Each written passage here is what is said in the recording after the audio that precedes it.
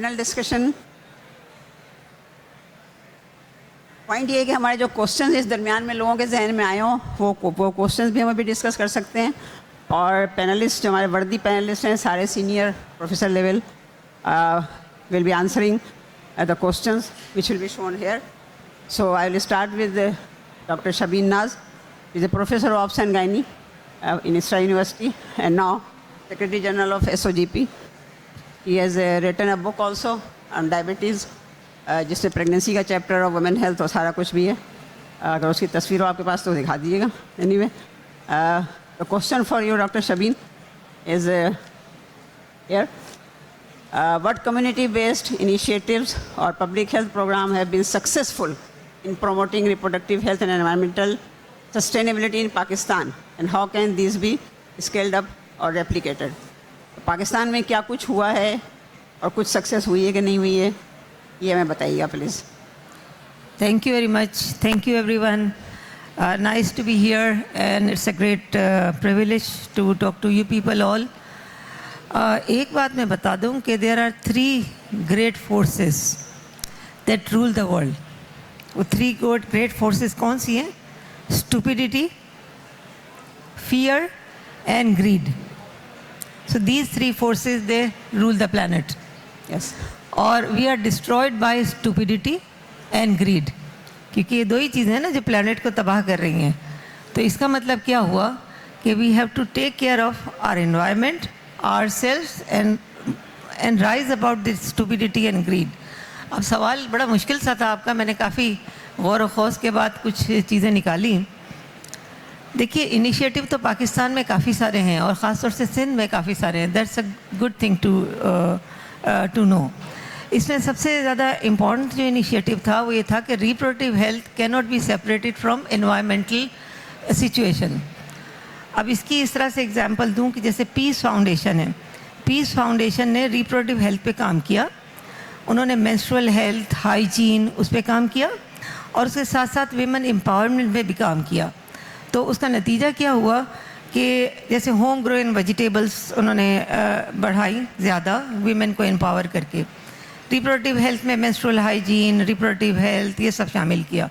तो we have to include both the things together. फिर इसी तरीके से जो हमारा ये क्या नाम है ग्रीन स्टार का accelerated family planning programme of Pakistan, इससे भी बड़ा फ़र्क पड़ा because they are working a lot on the family planning things.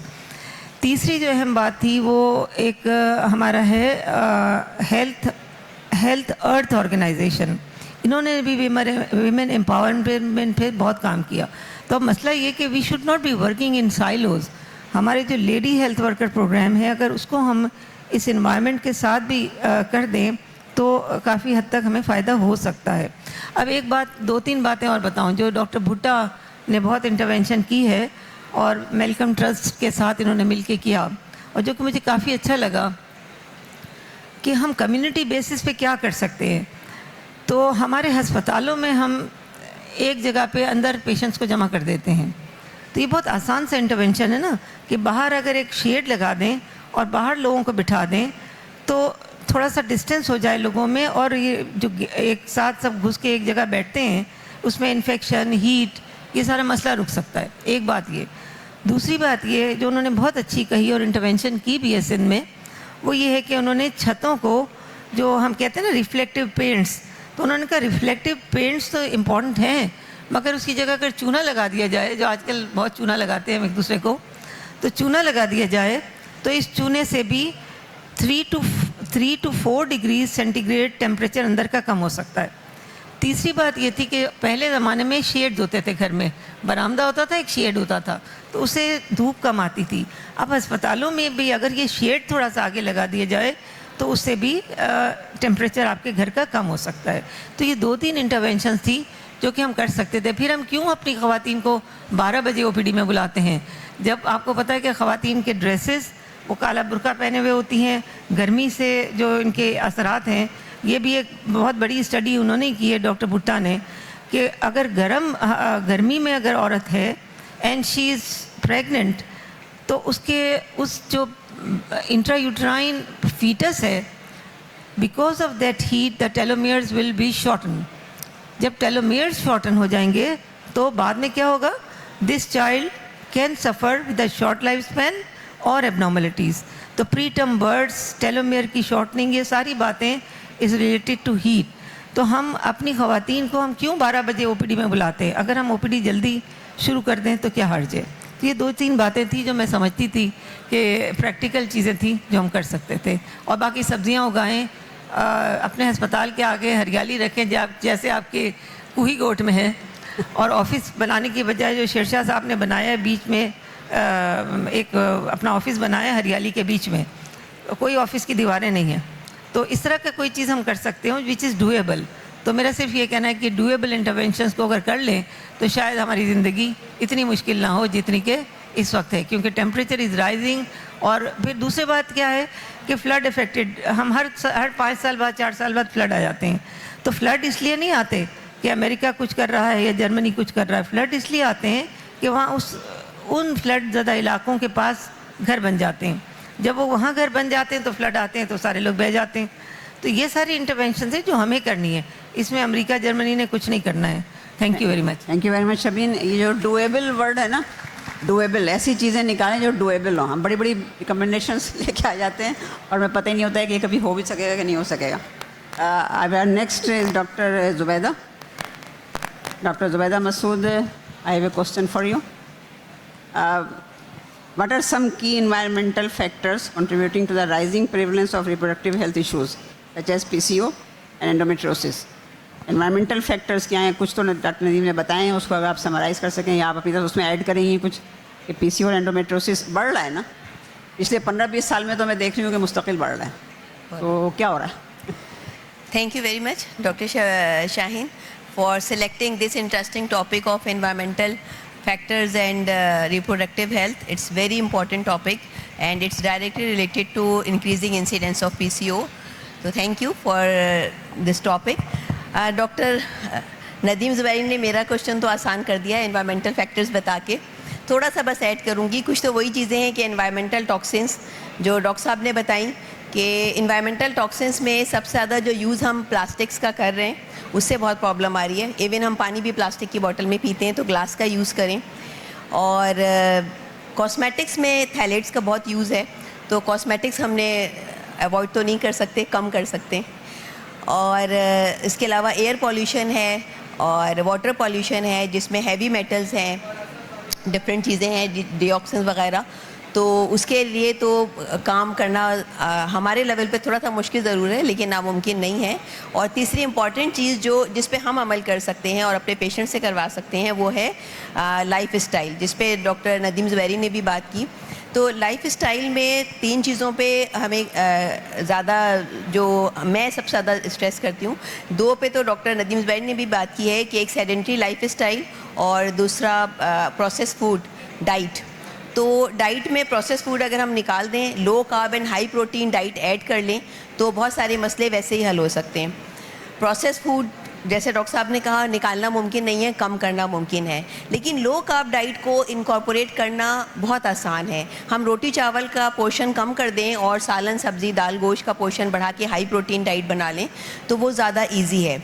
इसी तरह जैसे डॉक्टर शाहीन ज़फ़र ने कहा कि एक्टिव होने का मतलब ये नहीं कि सिर्फ जिम जाइए. एक्टिव होने का मतलब है कि आप एक्टिव हो जाएं. इवन फ़ोन भी सुन रहे हैं तो टहल के सुन लें. आप हर काम टहल के और चल के करें तो ये एक्टिव लाइफ स्टाइल होगा. तीसरी चीज़ जिस पर डिस्कशन नहीं हो सका और मेरे हिसाब से बहुत इंपॉर्टेंट है वो है स्लीप पैटर्न. जो आप अपनी जितने भी पेशेंट आपके ओबीज़ आ रहे हैं आप उनसे हिस्ट्री लीजिए. ऑलवेज़ वो हिस्ट्री देते हैं कि वो रात को देर से सोते हैं या रात को सोते ही नहीं हैं, फजर में सोते हैं और जोहर में उठते हैं. इनमें से ज़्यादातर वो हैं जो किसी अमेरिकन कंपनी में जॉब कर रहे हैं जिनकी नाइट में ही ड्यूटी होती है, या वो हैं जो किसी आईटी में काम कर रहे हैं, वो लोग सिर्फ रात में काम करते हैं.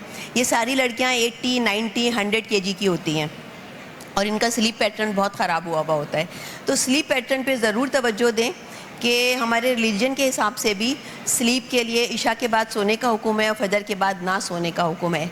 रोज़ा मगरिब में खुलता है, इसका मतलब है खाना मगरिब में ख़त्म हो जाना चाहिए. उसके बाद सिर्फ पानी पिएं जो कि वाटर फास्टिंग कहलाती है वेट कम करने के लिए.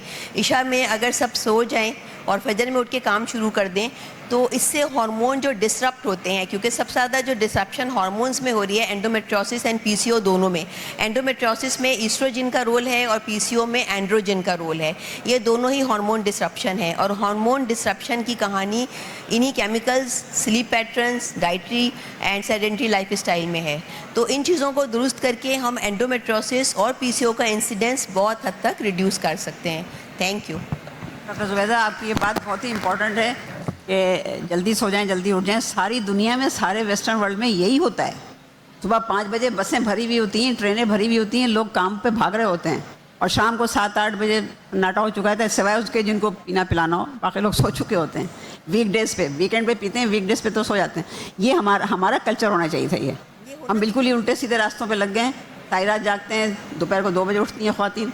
लेकिन आप वेस्टर्न वर्ल्ड देखें, आप जापान चले जाएँ, चाइना चले जाएँ, आप अमेरिका चले जाएँ, यूके चले जाएँ, हर जगह यही होता है कि लोग 9, 10, 8 बजे तक भी सो जाते हैं और सुबह 5 बजे उठ जाते हैं काम के लिए। हमारे हार्मोन्स भी जो हैं वो एग से ही रिलीज़ होते हैं ना, फॉलिकल से, और फॉलिकल को रिपेयर करने के लिए मेलाटोनिन अल्लाह मैंने बनाया है। मेलाटोनिन तो निकलता ही अंधेरे में, रात 9 बजे शुरू होता है और रात 3 से 4 बजे तक उसकी सिक्रीशन कम हो जाती है, यानी वही ये तहज्जुद और फजर का वक्त हो जाता है। तो मेलाटोनिन के बगैर एग्स की रिपेयर नहीं होगी, और एग्स के बगैर फर्टिलिटी या यूथफुल जो है आपकी ज़िंदगी पॉसिबल ही नहीं है। तो मेलाटोनिन के लिए ही सो जाएँ जल्दी। इसमें Thank you very एक much. चीज़ ऐड कर दूं मैं, हाँ, कि हमारी जो ये है ना कि 1 बजे अच्छा सुबह नाश्ते के बाद गोली खा लेना चाहिए, नाश्ता तो 1 बजे होता है। तो ये एक मैसेज है जो आप अपने तमाम पेशेंट्स को दे सकते हैं। सिरकैडियन रिदम तो आप सबको पता होगा ना, तो अगर कोई नाश्ता 8 बजे कर लेता है तो वो वज़न कम कर सकता है। अगर वो 8:30 हो गए तो भूल जाए कि वज़न कम होगा। तो that is a message you must give to all of your patients. Thank you very much. Next question is from doctor Mubashra Samina. She is a senior consultant gynecologist in Indus Hospital. Change करें इसको. Doctor Mubashra Samina के question लें. अब पहले फौजी भी थी, अब नहीं है. यूनिफॉर्म देख के मुझे याद है आप रिटायर्ड ब्रिगेडियर हैं. What are some key dietary factors contributing to the rising prevalence of reproductive health issues such as PCO and endometriosis? तो की डाइटरी फैक्टर्स, हमारी डाइट को क्या हो गया इस पिछले 20-25 सालों में? अस्सलाम वालेकुम एवरीवन. इतना इंटरेस्टिंग और इतना बर्निंग टॉपिक आप चुनते हैं जिससे हम हर रोज़ स्ट्रगल कर रहे हैं, ओपीडीज़ में, इंडोर में और फैमिलीज़ के अंदर भी, लेकिन कोई सुनने को तैयार नहीं होता. यहाँ भी मुझे लगता है कि हम बोल बोल के चले जाएंगे और टेक होम मैसेज जो है nobody is going to take it. मेरा रोना ये है. अभी बात जो हो रही है ना सारी उस पे हो रही है कि हाउ टू प्रिवेंट इट, और क्या क्या चीज़ जो है वो हमें पीसीओएस की तरफ धकेल रही है. तो उसमें की फैक्टर्स जो हैं वो डाइटरी भी हैं, इन्वायरमेंटल फैक्टर्स भी हैं, सबसे ज़्यादा हमारी हैबिट्स हैं. जो की फैक्टर्स डाइट के हैं उसमें अगर हम ये सोचें कि हम सिंपल डाइट की तरफ चले जाएं, अब बहुत बड़ी साइंस नहीं है ये. आप सिंपल डाइट जो घर में बनता है खाना, जो घर में अगर उगाया जा सकता है तो बहुत अच्छा है, लेकिन अभी हम नहीं उगा सकते. लिमिटेड उस पर छोटे मोटे गमले रख के या थोड़ा बहुत अगर आपके पास है तो वहाँ थोड़ी बहुत चीज़ उगा सकते हैं, सब्जियाँ उगा सकते हैं, लेकिन आप फ्रेश खाना खाएं. अब बाज़ारों का खाना बंद कर दें. वो जितना भी प्रोसेस्ड फूड है वो हमारे लिए किसी भी हालत में बेहतर नहीं है. What to talk about PCOS और एंडोमेट्रियोसिस. इनमें क्या है कि जितनी एंटी इन्फ्लेमेटरी फूड्स हैं वो हमारे लिए, इनके लिए बहुत बेहतर हैं. जो भी प्रो इन्फ्लेमेटरी हैं फूड्स वो पीसीओएस को भी बढ़ाएंगे और एंडोमेट्रियोसिस को भी बढ़ाएंगे. पॉलीसैकेराइड्स जो हैं वो आप कम करें, आप फैट्स कम करें, रिच फैट्स जो हैं वो नहीं होना चाहिए, लेग्यूम्स हों, सब्जियां हों, और लो कार्ब डाइट हो. उसमें जितने भी वाइट्स हैं, जितनी सफ़ेद चीज़ें हैं, पेशेंट्स को बताने के लिए बड़ा आसान होता है. मैं कलेक्टिवली पेशेंट्स की क्लास लेती हूँ ओपीडी में, और मेरे पेशेंट जो हैं मोस्टली उनमें ये जो हैं एडोलेसेंट गर्ल्स हैं और जो अर्ली उसमें इनफर्टिलिटी वाली पेशेंट, वो सब के सब मोटी हैं. आप देखें खाने को घर में नहीं है, पहनने के लिए नहीं है, उनके पास पढ़ने के लिए फ़ीस देने के लिए पैसे नहीं हैं, लेकिन वो बाज़ार का खाना खा रही हैं. वो दिन के 11-12 बजे 1 बजे सो के उठ रही हैं, पूरी रात वो लोग जाग रहे हैं. तो वो जैसे डॉक्टर साहब कह रही थी कि उनका जो है वो कहाँ पेनियल ग्लैंड जो है कहाँ पे एक्ट करेगा पूरी रात. तो आपने, और मैं उनसे ये कहती हूँ कि देखो आप जो रिमोट है ना एसी का, उसके साथ आप टीवी नहीं चला सकते. तो जो रात को काम करने अंधेरे ने आपके जिस्म के लिए वो दिन की रोशनी नहीं कर सकती। तो जहाँ दिन की रोशनी चाहिए वहाँ आपको सुबह उठना पड़ेगा। दीन में आ जाओ। इस्लाम जो है वो पूरा एक दीन है ना, मज़हब नहीं है, दीन है एक, उसी को फॉलो कर लो, उसी हिसाब से आप अपनी डाइट के लिए करो। सिंपल सादा खाना, जैसे डॉक्टर ज़ुबैरी ने कहा कि आप खाना जो है टाइम पे खाएं, थोड़ा खाएं, भूख रख के खाएं, और उसमें जितना सिंपल खाना खाया जाएगा, जितनी सब्ज़ी खाई जाएगी, जितना फ्रेश फ्रूट खाया जाएगा, वो आपके लिए बेहतर है। आप उसमें से मीट निकालें, रेड मीट निकालें। अगर आपको खाना है तो पोल्ट्री वाला जो है चिकन, उसके बजाय आप ऑर्गेनिक चिकन जो है वो लें। आप लेग्यूम्स लें, सब्जियां लें, दालें लें, वो आपके लिए बेहतरीन है।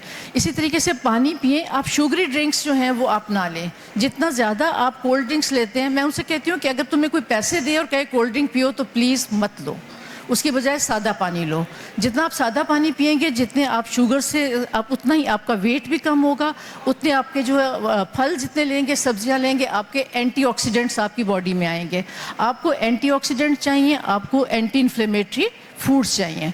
जब आप ये इनकलकेट कर लेंगे, डाइटरी हैबिट्स को बेहतर कर लेंगे, अपना लाइफस्टाइल चेंज कर लेंगे, तो आप बेहतरी में आ जाएंगे। इसी तरीके से एक बात हो रही थी कि हम लोग देर से उठते हैं और देर तक सोते हैं, तो उसके लिए क्या होता है कि बहुत सारी लाइटें हम गैर ज़रूरी जलाते हैं।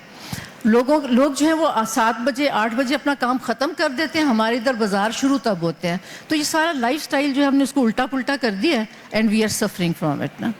तो इस सब को अगर ठीक करना है तो हमें अपनी हैबिट्स को ठीक करना है। वो ईटिंग हैबिट्स हैं, वो लिविंग स्टाइल्स हैं, वो सबको ठीक करना पड़ेगा। तो यही अगर आप कलेक्टिवली, अगर हम अपने ओपीडी के ग्रुप्स में उनमें क्लासेस ले, लोगों को बताएं, जहाँ जहाँ बैठे बताएं, तो मेरे ख्याल में बहुत बेहतरी आ सकती है। Thank you very much doctor Varsha. हम में से कितने लोगों के अस्पतालों में वेटिंग एरिया में टीवी लगा हुआ है? टीवी या मॉनिटर या कुछ ऐसी चीज़ स्क्रीन लगी हुई है? अच्छा, क्या उस पर हम ऐसी स्लाइडें कुछ चला सकते हैं जिसमें ये बातें बताई जा रही हों, आसान लैंग्वेज में, या कार्टून की शक्ल में, या उर्दू में लिखा हुआ, अंग्रेज़ी में लिखा हुआ, कोई तस्वीरें, कोई पिक्चर गूगल पे मिल जाती हैं। तो अगर इतना सा एफर्ट कर लें तो लोग बैठे बैठे ही उसको यही के कुछ एक्सरसाइज उसमें दिखा दें, मुश्किल वाली नहीं, उठना बैठना, हाथ पाँव चलाना, इस किस्म की चीज़ें, तो कुछ ना कुछ तो पब्लिक एजुकेशन हो जाए ना। आपकी एक बात, ये प्रोसेस्ड फूड से क्या मतलब है? प्रोसेस्ड फूड हम किसको बोलते हैं? हम यहाँ बोल रहे हैं प्रोसेस्ड फूड नहीं खाना चाहिए। प्रोसेस्ड फूड कौन सा होता है? मतलब जो हमारे घर में बनता है या जो फैक्ट्री से निकल के आता है? हर वो चीज़ जो घर के बाहर पक रही है। डॉक्टर साहब ने कहा और बिल्कुल सही कहा है, इसीलिए अब ये क्वेश्चन आप ही को दे रही हूँ मैं। डॉक्टर नादिया नवाज़ का क्वेश्चन लगाइए कि प्रोसेस्ड फूड क्या होता है और हम इससे बच कैसे सकते हैं। डॉक्टर साहब, आपका क्वेश्चन आ रहा है, what role does diet play in maintaining reproductive health and how can, ये तो रोल तो हमने बहुत सुन लिया, how can traditional Pakistani diet be adopted to promote better reproductive? Pakistani diet की बात करें कि हमने क्या गड़बड़ कर दी और अभी तक किए चले जा रहे हैं। जी, thank you so much doctor Shaheen, और thank you so much for inviting me as a panellist. अपने सीनियर्स मेंटोर्स के बीच में बैठ के इस चीज़ पे बात करना बहुत ही अच्छा लग रहा है। Thank you so much for coming. अच्छा, डाइट पे तो हम बात कर ही रहे हैं मुस्तकिल। सर ने भी बड़ी अच्छी बातें बताई, सब ने बताएं कि क्या क्या करना है, लेकिन हम ट्रेडिशनली क्या कर सकते हैं? एक्चुअली पेशेंट्स आते हैं सिंस आई डू IVF, तो अब हमारी हैबिट्स है ये सप्लीमेंटेशन दे दो, आयरन दे दो, कैल्शियम दे दो, विटामिन D दे दो, पर्चा उसका 5-6 दवाओं से तो भर जाता है, बट अल्टीमेटली अफोर्डेबिलिटी के इश्यूज़ आते हैं। वी शुड नेवर फॉरगेट कि हमारे पेशेंट्स और हम जिस सोसाइटी में काम कर रहे हैं, तो हमारे सोसाइटी में इन्फ्लेशन बहुत है और हर बंदा omega-3 इनके सप्लीमेंट 5-8 हज़ार के अफोर्ड नहीं कर सकता। तो हम लकीली अपनी ट्रेडिशनल डाइट को ट्रांसफॉर्म करके चीज़ों को बहुत बेटर बना सकते हैं। तो मेरे ख़्याल से अगर हम ओवुलेशन फर्टिलिटी डाइट की बात करें, तो फर्टिलिटी डाइट क्या डिमांड करती है? फर्टिलिटी डाइट डिमांड करती है इन्फ्लेमेशन को अवॉइड करना। इन्फ्लेमेटरी फूड्स कैसे हैं? जैसे कि हम बात कर रहे हैं कार्ब्स, कार्बोहाइड्रेट, ख़ास करके डॉक्टर मुबशरा ने बताया वाइट कार्बोहाइड्रेट्स, और इसके अलावा जो है प्रोसेस फूड। इन्फ्लेमेशन आपने अवॉइड करनी है, एंडोमेट्रियम पे काम करना है, एंडोमेट्रियम की लाइनिंग पे काम करना है, तो इन्फ्लेमेशन अवॉइड करनी है। Anti inflammatory diet which avoids carbohydrates, which avoids refined sugars, and actually which avoids process food. और ओमेगा 3 जैसी चीज़ों को हम अपनी डाइट में इंक्लूड कर दें, जैसे चिया सीड्स हो गई, फ्लैक्स सीड्स हो गए, नट्स हो गए। Nuts are very important. तो अगर मेरे ख्याल से हम मरीज़ को प्रोटीन का intake is very good for follicular growth, तो हम अपनी डाइट में बताएंगे पेशेंट को कि आपने 2 अंडे रोज़ाना लेने हैं, 2 एग वाइट्स रोज़ाना लेने हैं। इवन जो एग की जर्दी है, लोगों का ये होता है कि उसको फेंक दो, तो अगर वो कोलेस्ट्रॉल की पेशेंट नहीं है, हाइपरटेंसिव नहीं है, तो आप उसको ले क्योंकि उसमें विटामिन डी है, उसमें गुड फैट्स आते हैं। तो हम प्रोटीन्स का इंटेक बढ़ाएं, लीन प्रोटीन्स, यानी कि चिकन हुआ, फिश हुआ, रेड मीट नहीं, क्योंकि रेड मीट में फिर दूसरे वाले ट्रांस फैट्स भी आ जाते हैं, तो उसमें फिर आप उसको फिश का कहें, प्रोटीन्स का कहें। इसके अलावा जो है आप उसका दालों का कहें, अगर वो नहीं अफोर्ड कर पा रही, आप उन्हें बोले भाई दालों को मिक्स करके बना लो। तो protein is required for follicular growth. इसके साथ इन्फ्लेमेशन पे हमने बात की। Antioxidants are very necessary. CoQ10 वगैरह, विटामिन ई, जिंक, सेलेनियम, ये तो सब हम दे रहे होते हैं, बट डाइट में हम इसको कैसे इनकॉर्पोरेट करेंगे? Through good fresh vegetables and fresh fruits. Berries हुई, फ्रेश फ्रूट्स हुए, ग्रीन लीफी वेजिटेबल्स हो गई। तो हम उनको यही एडवाइस करेंगे, आप डाइट में ओट्स खा लें, आप डाइट में वीट की बजाय आप होल ग्रेन का आटा इज़ वेरी गुड, तो आप होल ग्रेन का आटा ले लें, उसकी रोटी बना के आप अंडे के साथ ले लें। थोड़ी उसके बाद एज ए स्नैक आप कोई ना कोई फ्रूट ले लें। ट्रेडिशनल डाइट में हम रोटी का इस्तेमाल करवा देते, तो उनको बताएं हम कि रोटी को आप नॉर्मल वीट के बजाय बाजरे की रोटी इस्तेमाल करें, जौ की रोटी इस्तेमाल करें, होल ग्रेन्स ले। बाकी हमारी जो डाइट है उसमें हम ऑलरेडी सालन बना रहे होते हैं, उसमें हमारे प्रोटीन्स भी बन रहे होते हैं। दालों का इस्तेमाल करना है। Milk intake is very important, वो हमें पेशेंट को इन्हेंस करना है कि मिल्क का इंटेक ज़रूर करें, क्योंकि उसी के थ्रू उनको कैल्शियम, विटामिन डी मिलेगी। तो ट्रेडिशनल डाइट में ये सारी चीज़ें हम करेंगे। जब शाम का स्नैक होता है, अच्छा डाइटिंग में अक्सर हम लोगों को जब वेट लॉस कराते हैं तो वो स्टारवेशन मोड पे चले जाते हैं। Starvation is again as healthy as जो हम बुरी चीज़ों की बात कर रहे हैं। तो उनको बताना है you don't need to starve to lose weight, you just need to modify your diet. Believe me or not, हम IVF में काम कर रहे होते हैं, तो वी कैन सी कि एक पेशेंट जिसका AMH, जैसे कि सर AMH की बातें कर रहे थे, अगर 4 है कंसीव नहीं करती, लेकिन अगर क्वालिटी अच्छी हो तो AMH 0.2 वाली भी कंसीव कर जाती है। तो I think that is the quality that matters, not the quantity. तो हमें क्वालिटी ऑफ ओवुलेशन पे काम करना है, क्वालिटी ऑफ स्पर्म पे काम करना है, तो that could be through the diet. In addition to them जो सप्लीमेंटेशन हम देंगे तो that would be an addition, but diet is a very important role. Thank you so much. Thank you doctor साहब। अभी इसमें बताऊँ, अभी थोड़ी दिनों डॉन में एक आर्टिकल छपा था कि सिंध में पहले ज़माने में डाइट क्या होती थी अंग्रेज़ों के आने से पहले। बाजरा, ज्वार, जौ, ये 3 चीज़ें स्टेपल डाइट में होती थी, जो कि यहाँ के वेदर के हिसाब से भी ठीक थी और यहाँ जो ड्राफ्ट होते थे उसके हिसाब से भी ठीक थी। लेकिन जब अंग्रेज़ आए तो उन्होंने गंदम ले आया, और गंदम ले आए तो गंदम के अंदर ग्लूटीन आ गया, और ग्लूटीन आ गया तो उसके साथ वीट बेली या ओबेसिटी बढ़ती चली गई। और अब आप देखें सुबह से रात तक हम जितनी चीज़ें भी खाते हैं, चाहे वो समोसा हो, नमक पारा हो, कुछ भी हो, सब में गंदम ज़रूर मौजूद होता है और मैदे की शक्ल में मौजूद होता है कि उसका रफेज भी निकाला हुआ होता है। तो पेशेंट्स को मैंने ये कहना शुरू किया, भाई जौ की रोटी खाओ, मुश्किल लगती है तो चलो जौ और गंदम मिला लो, या जौ, बाजरा, बेसन, गंदम मिला लो, ये सब मिला के, और ये इसका ग्लाइसेमिक इंडेक्स बहुत अच्छा हो जाता है और डायबिटीज़ कंट्रोल भी मेरा अच्छा हो जाता है। शबीर मुझे कंफर्म करेंगी मेरा ख्याल है कि अगर इस किस्म की डाइट की जाए जिसमें गंदम हटा दें या थोड़ा बहुत डालें, बाकी सब मिक्स करें हाई फाइबर वाले, तो फिर ग्लाइसेमिक इंडेक्स भी अच्छा हो जाता है। दूसरी बात में जो प्रोसेस फूड की बात हुई थी कि प्रोसेस फूड क्या होता है, मैं जो पेशेंट्स को बोलती हूँ कि अगर आप बाहर से देसी खाना भी ख़रीदते हैं ना, बिरयानी, दाल, कोरमा, वो उसमें भी केमिकल्स डले हुए हैं। उसका फ्लेवर, उसका टेस्ट कहाँ से आता है? डिफरेंट केमिकल से आता है। तो ये सारे प्रोसेस फूड के कैटेगरी में आ जाते हैं। तो एंड ऑफ द डे सबसे अच्छा खाना, हेल्दी खाना वही है जो आपके किचन में पका है। अच्छा, यहाँ बहुत से सीनियर लोग बैठे हैं, आई वुड रिक्वेस्ट कि आप लोग अपनी अपनी ओपिनियन भी दीजिएगा प्लीज़, और जो भी क्वेश्चन हो प्लीज़ बस ये डॉक्टर नदीम से मैं क्वेश्चन कर लूँ, उसके बाद फिर आप सबके क्वेश्चंस का इंतज़ार रहेगा। तो doctor Nadeem Zubairi please. Doctor Nadeem से पहले एक सवाल पूछ लूँ? हाँ, पब्लिक से। हेलो, मेरी आवाज़ आ रही है? जी हाँ, बिल्कुल। हम खाने के बाद अक्सर खानों में कोक ज़रूर होती है। Coke, I mean soft drinks, not Coke, नाम नहीं लेना चाहिए। तो कितने लोग आप में से ऐसे हैं जो खाने के बाद किसी भी महफिल में जाके या होटल में जाके या रेस्टोरेंट में जाके कोक पीते हैं? ज़रा हाथ उठाएं। उठा ले, कोई बात नहीं। सब शर्म नहीं करें, शर्म नहीं करें, सब हाँ। उठाएं, लंबा उठाएं, अच्छा, लंबा अब दूसरा उठाएं। ज़रा जोर से उठा ले हाथ। शाबाश, बहुत अच्छा। अब मुझे ये बताएं कि कितने लोग हैं जो डाइट ड्रिंक पीते हैं, डाइट ड्रिंक खाने के बाद? बुशरा बड़ी, और कोई नहीं पीता डाइट ड्रिंक? नहीं पीते? हम मिंट लेमनेड पीते हैं। पीते हैं ना डाइट ड्रिंक। देखिए, डाइट ड्रिंक पीना ऐसा है जैसे आप जहर पी रहे हैं। इससे अच्छा आप कोक पी के मर जाए, डाइट ड्रिंक पी के ना मरे, ठीक है जी? क्योंकि diet drink that destroys your gut bacteria और मेक्स योर गट लीकी। जब लीकी हो जाती है तो you start absorbing too much of the carbohydrates.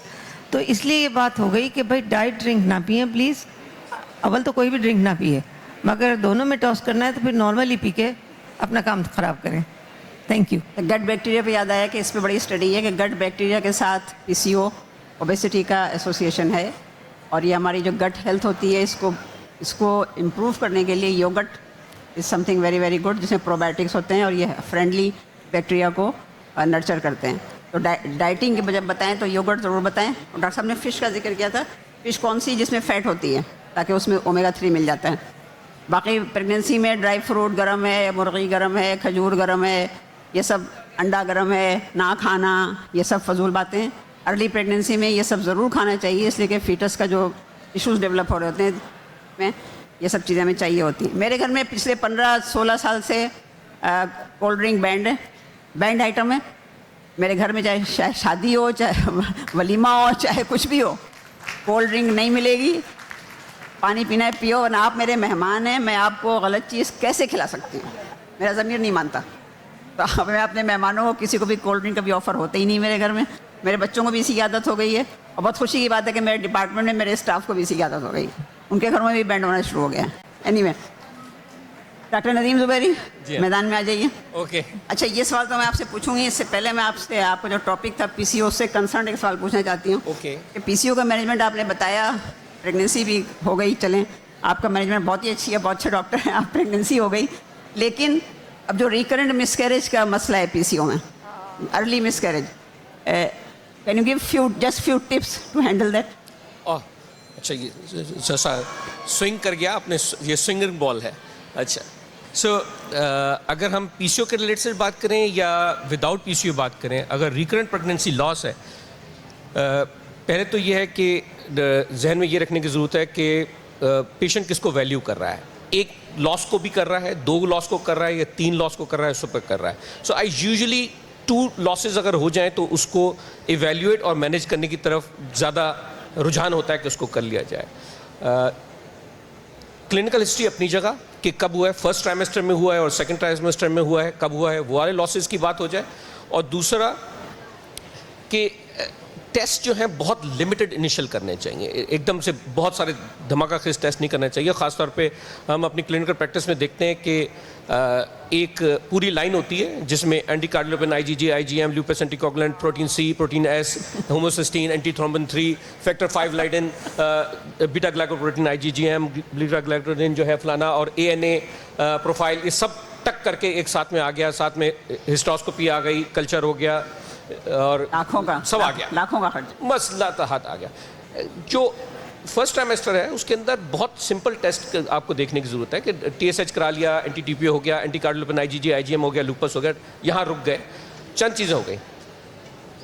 Treatment के लिहाज से जो बात आएगी उसमें रोल जो रिकरेंट में आएगा कि एस्प्रिन का रोल बड़ा डिफाइंड है, और हायर डोज का 150 वाले का है एज कम्पेयर टू 75। दूसरा आपके पास क्लेक्सिन्स वगैरह जो हैं, हेपरिन्स वाली जो हैं उनका यूजेज, और प्रोजेस्ट्रॉन में आपके पास ओरल भी हैं, आपके पास विजाइनल भी हैं, आपका पैचेस भी हैं। जो कॉमन प्रैक्टिस के अंदर है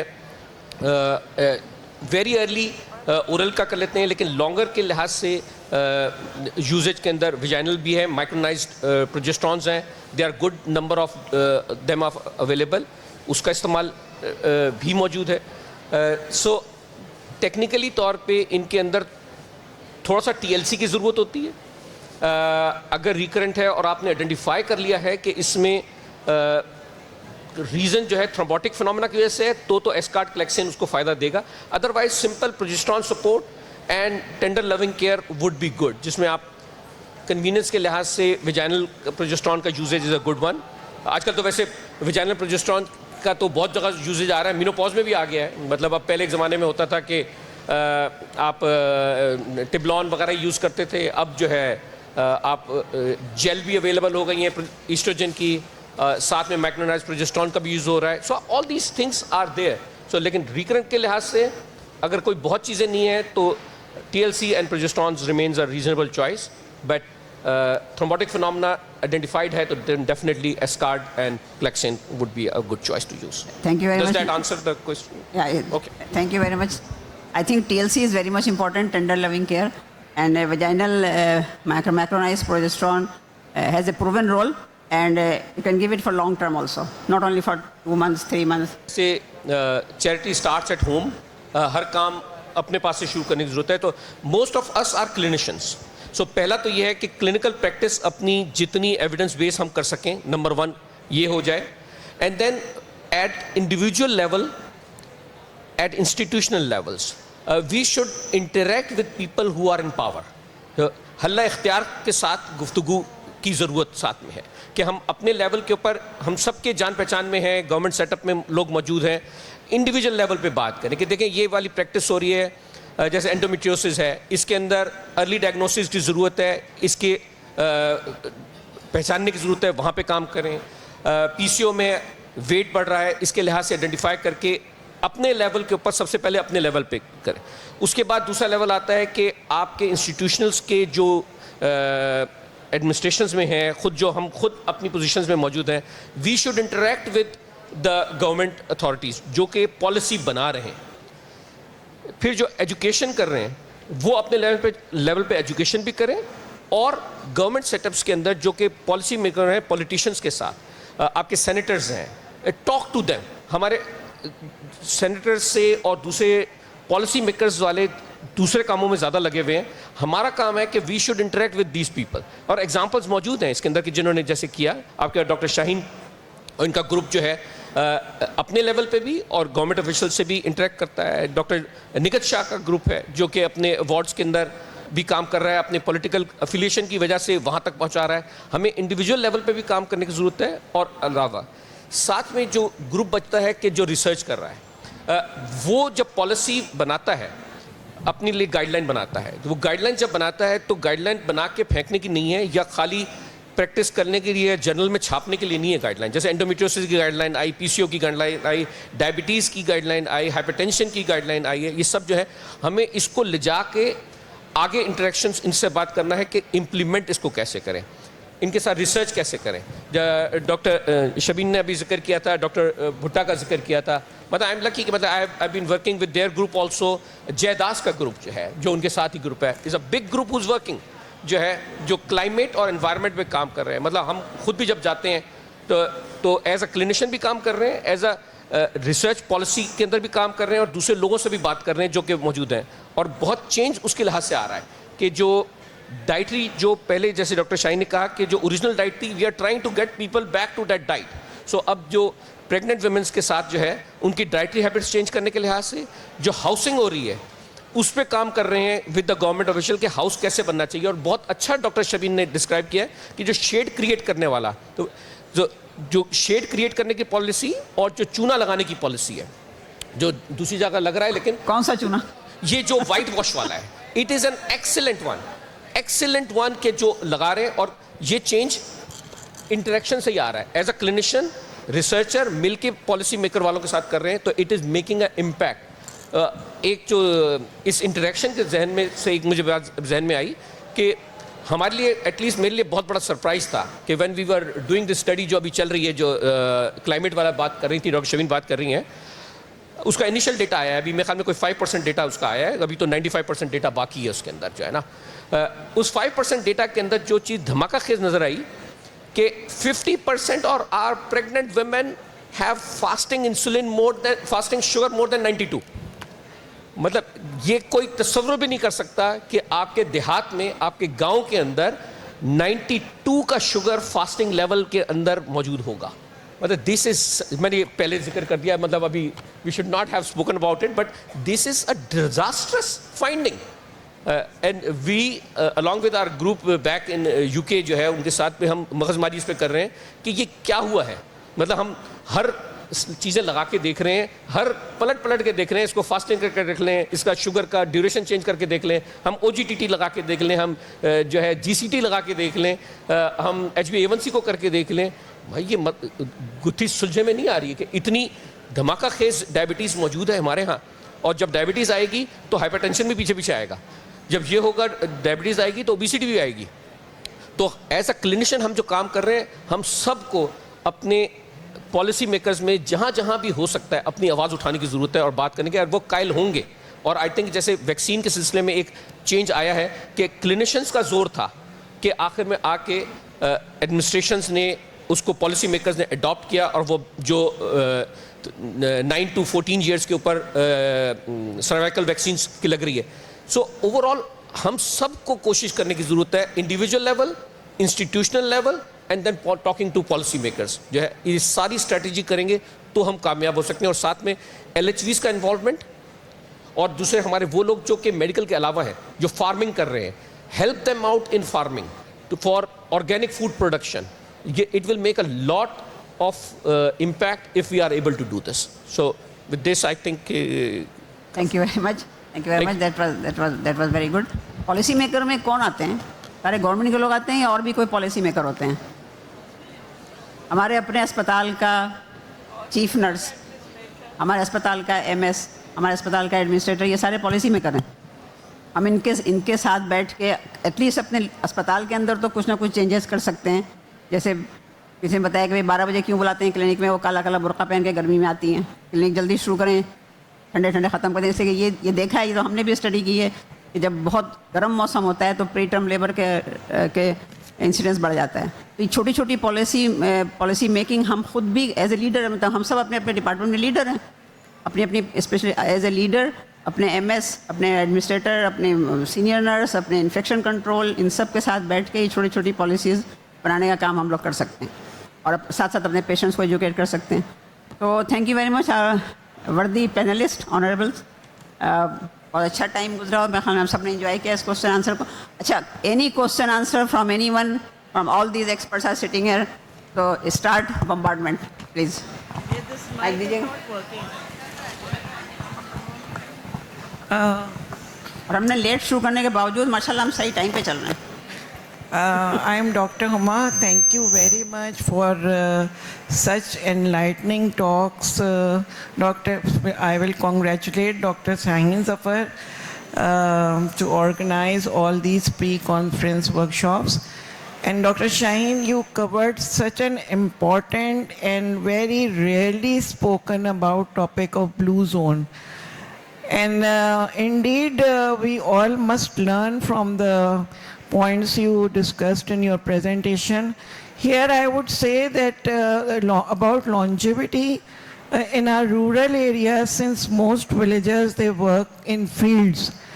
So personally, जैसे वो हल चलाते हैं, बीज बोते हैं, वहाँ पे जो ओल्ड एज के और एज में लाइफ एक्सपेक्टेंसी ज़्यादा हो गई है। लेकिन हमारी जो अर्बन एरियाज़ हैं उसमें because of all this processed food और ये सारी चीज़ें होनी है। सेकंड ये कि प्लांटेशन ऑफ ट्रीज़ बहुत इम्पॉर्टेंट है। इन रिसेंटली मैंने अभी पढ़ा है कि यूरोप में उन्होंने स्पेशल वो पेपर्स और स्कीम चलाई है कि road side plantation of fruits, ताकि जो होमलेस पीपल भी हैं वो भी चलते चलते रास्ते से फ्रूट्स खा सकें, फ्रेश फ्रूट्स। और सेकेंडली ये कि फ्रेश फ्रूट्स, और इसकी मिसाल डॉक्टर शाहीन ज़फ़र के अपने कुई गोट हॉस्पिटल से ज़्यादा कौन सी हो सकती है, जहाँ plantation of vegetables and availability of fresh vegetable food free of cost at the canteen. And Any other question from anyone? नहीं, मैं एक चीज़ और कहना चाहती हूँ कि आप ये देखें कि हम कहते हैं कि आप ये प्रोसेस्ड फूड ना खाएं, ये ना खाएं, एनवायरमेंटल फैक्टर्स, तो एनवायरमेंटल फैक्टर्स को इम्प्रूव सबसे पहले तो ये पॉलिसी मेकर्स ही कर सकते हैं ना, जहाँ पे आपके पास इतनी पोल्यूशन प्रोड्यूसिंग व्हीकल्स हैं, उसको कैसे रोक सकते हैं आप? हाउ तो जब तक पॉलिसी मेकर कुछ ना करें हम बैठे रहें? नहीं, हम लोग अपने अपने तौर पे अपने घर में तो करें ना। आपने बहुत प्लास्टिक तो खत्म एक्सीलेंट करें। कहा कि आपने कहा कि हॉस्पिटल के पॉलिसी मेकर्स कर सकते हैं, हॉस्पिटल के घर के इंडिविजुअल्स कर सकते हैं, लेकिन आप एक बात मैं काट रही हूँ, सॉरी। हर घर में एक औरत होती है, और अगर हम वुमेन एम्पावरमेंट पे बात करें और वुमेन एजुकेट हो जाएं तो अपनी पॉलिसी मेकर तो आप खुद हैं। वो तो ठीक है, लेकिन हम बाहर जब निकलेंगे, अब देखें doctor Nadeem Zubairi, I also congratulate you for your presentation. वो मेरा बहुत ही फेवरेट और हार्ट टचिंग टॉपिक है PCOS, और बहुत कॉमन हो गया है। अब आप देखें, आप एनवायरमेंटल पोल्यूशन पे, लाइफस्टाइल मॉडिफिकेशन पे हम लोग एडवाइस तो बड़े मज़े से दे देते हैं, और सब ये नहीं, इन्होंने जैसे बहुत अच्छा कहा डॉक्टर ज़ुबैदा ने कि मेलेटोनिन प्रोडक्शन तो टाइम ही वही वाला होता है। अमेरिका से काम करने के अलावा स्क्रीन टाइम जो है, screen time more 99% people are on their Facebooks और इंस्टाग्राम्स थ्रू आउट नाइट। तो उन लड़कियों को PCOS की ये कहना चाहिए ना कि तुम लोग ये सब देखना बंद करो। जितनी देर तक वो जागेंगी, उनको भूख लगेगी और फास्ट फूड वो खाएंगी। Thank you. Any other question? Yes please. Thank you so much. First of all, exceptional panel, and thank you for pointing so many important things. So my introduction, I'm a cancer biologist. I'm visiting from Germany, and this particular topic has been very close to my research over the past 2 years now. आपने बहुत सारी बातें की, proteins के ऊपर बात की कि प्रोटीन से और हार्मोन से किस तरीके से डिसरेगुलेशन होती है, स्लीप साइकिल से कैसे इफेक्ट होता है। डॉक्टर नदीम ने इस चीज़ के ऊपर फोकस किया है, एपिजेनेटिक मार्कर्स कौन कौन से होते हैं। तो मेरा सवाल ये है कि because we have identified a panel of genes जिसकी मेथिलेशन, एंडोमेट्रियोसिस और पॉलीसिस्टिक ओवेरियन सिंड्रोम के साथ एसोसिएटेड है in South Asian population, primarily Pakistan and India, and the numbers which Dr. Nadeem also highlighted उससे बहुत ज़्यादा inflated हैं। डॉन की रिपोर्ट के हिसाब से over 54% of the women who are ongoing or suffering from these conditions, and 1 in 4 are going to be either having ovarian cancer and endometrial cancer। तो मेरा सवाल ये कि इन जीन्स को हम गाइडलाइंस के डायग्नोस्टिक का पार्ट कैसे बनाएं, because that is a challenge that we face on a daily basis when we interact with gynecologists। Last part अपना क्वेश्चन का फिर से बोलिएगा नदीम। जो गाइडलाइंस हैं अर्ली डिटेक्शन की, उसके अंदर आप इन जीन्स को किस तरीके से वैलिडेट करेंगे, because we have the test and like we can communicate that. So I'm just trying to understand what is going to be the next step, considering that there is some technology out there which can detect endometriosis at early stages or polycystic ovarian syndrome. Absolutely. This is the way forward, and there are sort of these markers are available based on epigenetics and genes. At least endometriosis के अंदर available हो गए हैं, लेकिन because of their cost they are not into open market at the moment. Experimentally तौर के अलावा small clinical practice with expensive जहाँ पे टेस्टिंग हो सकती है स्लाइवा में मौजूद है, वो की जा रही हैं और उसके रिजल्ट्स अच्छे हैं। कम्युनिटी सेटिंग में जब बात करते हैं तो हम उसको क्लिनिकल बुनियाद पे लेते हैं। जब हमने मैस स्क्रीनिंग करनी है तो इतना एक्सपेंसिव टेस्ट रन नहीं कर पाते। सो जैसे PCO में भी जैसे सिम्टम्स और साइकिल की वेरिएबिलिटी की बुनियाद पे रुके हुए हैं, एंडोमेट्रियोसिस में भी आप क्लिनिकल फीचर्स एंड फाइंडिंग के ऊपर रुके हुए हैं। इवन लेप्रोस्कोपी से नीचे उतर आए हैं, यहाँ अल्ट्रासाउंड से नीचे उतर आए हैं। When you want to definitely make a absolute diagnosis, ये gene marker are the one to use, जहाँ पे साइंटिफिक बेसिस पे आगे पॉलिसी के अलावा ड्रग ड्रिवन जो इजादें करनी है वहाँ पे इसकी भी वैल्यू है। Over time it will definitely come into clinical practice and it will be easy to use. Yes definitely PCO में थोड़े पीछे हैं, एंडोमेट्रियोसिस में थोड़े आगे हैं इसमें, लेकिन डेफिनेटली इसके ऊपर आ रहा है। अगर आप लोगों ने अजरा रज़ा को पढ़ाओ, आप ऑन्कोलॉजी में काम कर रहे हैं, अगर नहीं पढ़ा है तो पढ़ लीजिए। अजरा रज़ा डॉ ग्रेजुएट हैं, बहुत सीनियर हैं हमसे। उन्होंने किताब लिखी है फर्स्ट सेल। फर्स्ट सेल किताब का कॉन्सेप्ट ही यही है कि पहला कैंसर का सेल ब्लड में कहीं नज़र आए और आप उसको पकड़ लें और वहीं से उसका स्टार्ट कर दें।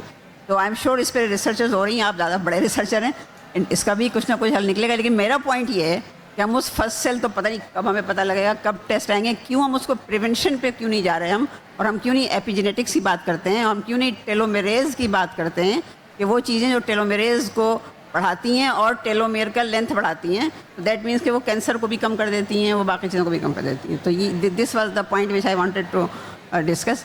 ये अच्छा, ये सारे फैक्टर्स जो हैं ये हमारे टेलोमेरेज एंजाइम को बढ़ाते हैं और टेलोमेयर को एलोंगेट करते हैं। Any other question from anybody? अस्सलाम वालेकुम, I am doctor Saeeda. Doctor Khusro Sultana पूछना चाहते हैं। Thank you so much everybody giving us very nice informative lectures. अच्छा, आप कहाँ हैं? आप हैं कहाँ? अच्छा, ये सही है, ठीक है, सॉरी, मैं वो light. Assalamu alaikum. Yes, I want to ask one thing, that in the first trimester, early pregnancy, there are so much myths that people should not eat this egg, this spices and nuts and many other things. And I think we should have some public awareness program also to teach the young generation about these things. And secondly, we must say that we have a certain system like this, that every time taking food in any party, any function, cold drink is a must. And AKU and all these big hospitals, and I think SIUT always telling that cold drink we should not take. But it is commonly practiced in all parties and functions. I think we should not promote this, and we must have some public awareness program also for the public to know that it is harmful for health. Thank you. You are very right. हम policy maker की बात कर रहे हैं। As a clinician हम अपने hospitals की canteens में तो कोल्ड ड्रिंक बंद करवा सकते हैं, कर सकते हैं कि नहीं? लड़ाई बहुत होगी, ये कोशिश तो कर सकते हैं। Anything else? Anybody? Burning question? Yes please. कौन? Just minute. अस्सलाम वालेकुम। Just minute doctor. Doctor Khusro, आप कुछ It was आपकी बारी, इनके बाद। not my question, in fact, a suggestion. As we were talking about involvement of health people with in the government. So what I mean, we should, when we have these seminars, we should make sure that somebody from the Ministry of National Health should be involved and should listen to all this. One thing. Those other suggestion from me was, as we are saying, create awareness, do it changes in your hospital, and we can do at your own consulting rooms. That's what I've been doing. My consultation takes longer time because I don't just take history, I just find out there are other factors. If they are taking wrong diet, if their lifestyle is wrong, if their sleeping time is wrong. Although I take long time, but I do advise at my level to every patient that they should need a change in their lifestyle. There are so many alternatives. There's not necessarily you have to eat expensive things. I think we can do it at individual level as well. That was my suggestion. You are very right. I mean, this is the best thing we can do in our own consulting rooms with our own patients. जी doctor, आप कुछ कहना चाह रही थी? Assalamu alaikum. My name is Vani Azhar and I am representing DKT Pakistan. Basically, I am looking after Dhanak Healthcare Centers, which is more focused towards maternal health and birth spacing and healthy family planning. So my question to all the esteemed panel and maybe all the gynecologists present here would be, how can we as organization collaborate and help you people to work towards this noble cause, towards maternal health, towards healthy birth spacing? Dr. Shabeen, ये question आपके लिए आ रहा है. Yeah, like my ma'am Shabeen also said that we shouldn't work in silos and we have to collaborate eventually to lead towards a better outcome. And Dr. Nadeem also mentioned about the policy making and all that stuff. So my question would be to ask for any suggestions from you people where organizations like us can collaborate with professionals like you people, and maybe we can come towards a healthier outcome in future, inshallah. So relationship between clinician and pharmacies, pharmaceuticals? Between organizations like Dhanak, like they're working for maternal health, or for healthy birth spacing, for contraception, for training of midwives and LHVs, these sorts of organizations. Okay, Dr. Shabeen.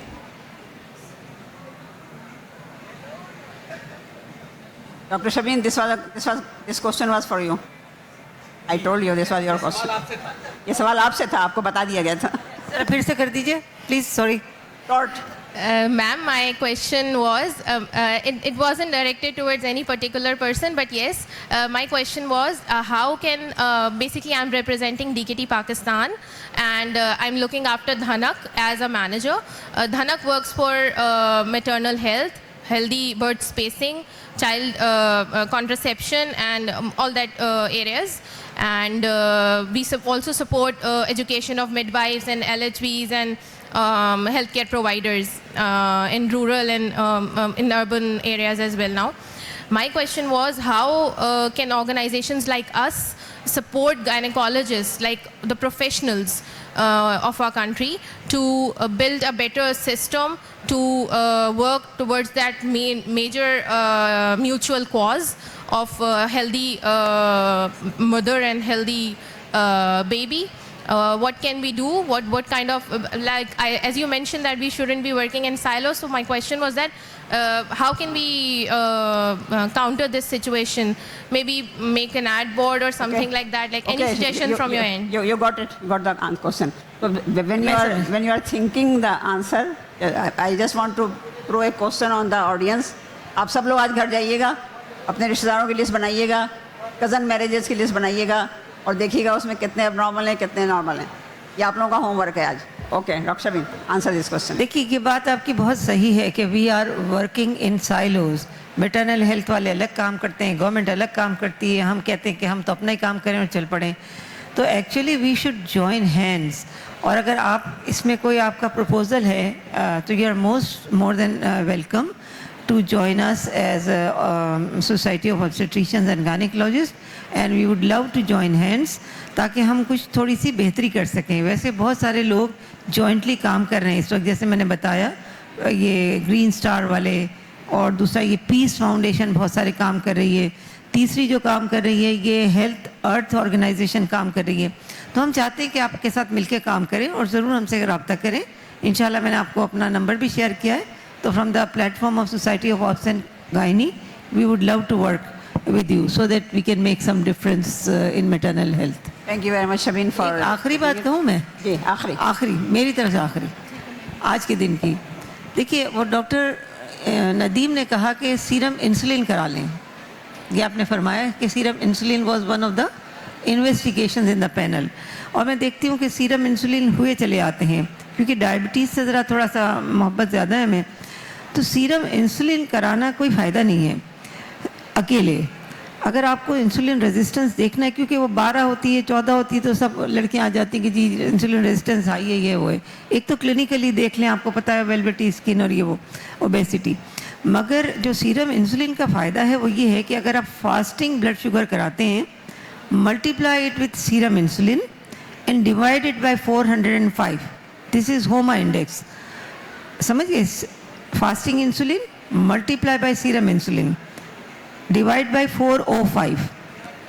ये fasting insulin, fasting sugar या fasting blood glucose multiply it by 405. अगर इसके अंदर 2 से ज़्यादा आता है तो इसका मतलब है वो इंसुलिन रेजिस्टेंस है. आंसर इसका 2 से ज़्यादा आता है. 1, 2, 3. 3 मीन्स सीवियर इंसुलिन रेजिस्टेंस. तो it should be less than, it should be between 1 and 2, must not exceed 1. तो फिर तो फ़ायदा है. वरना खाली इंसुलिन करा के उसको ये फतवा दे देना कि तुम इंसुलिन रेजिस्टेंस है और तुम ग्लूकोफेज खाओ. लोग सालों साल ग्लूकोफेज खाते रहते हैं. एक ग्लूकोफेज का ये मसला है कि लोग समझते हैं कि ग्लूकोफेज से वज़न कम होगा. ग्लूकोफेज से वज़न कम नहीं होता. ग्लूकोफेज का साइड इफ़ेक्ट हो सकता है कि गैस्ट्रिक प्रॉब्लम करे और फिर आप डायरिया कर करके वज़न कम कर लें. तो that's not the sensible thing to do. तो ये 2 बातें थी जो मैं बहुत ज़रूरी कहना चाहती थी. Thank you very much. Now I will close this session of panel discussion.